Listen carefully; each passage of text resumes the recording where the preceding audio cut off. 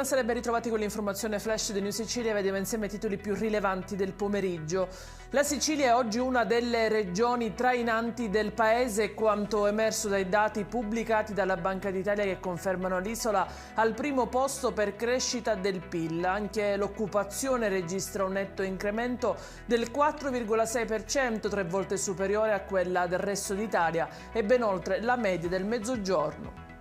Aurora Maniscalco, l'hostess palermitana di 24 anni, morta dopo essere precipitata a Vienna dal terzo piano di un palazzo, sarebbe stata vittima di un incidente o di un possibile gesto disperato. Questa è la conclusione a cui è giunta la polizia austriaca. Le autorità hanno dunque definito il caso chiuso.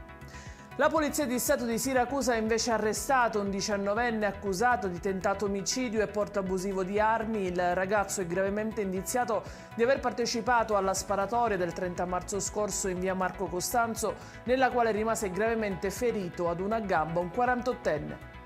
La squadra mobile della questura di Ragusa ha proceduto al fermo di indiziato di delitto nei confronti di un cittadino egiziano di 47 anni accusato di favoreggiamento dell'immigrazione clandestina. È stato riconosciuto come conducente di una delle imbarcazioni soccorse nella notte del 18 giugno scorso a Pozzallo durante un'operazione di salvataggio in mare.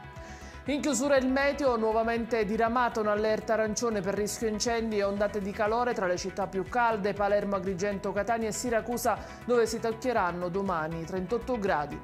Ed è tutto per questa edizione. Vi ricordo come sempre che i dettagli su queste notizie e molte altre li trovate sul nostro sito e sui nostri canali social. Grazie per averci seguito e a domani.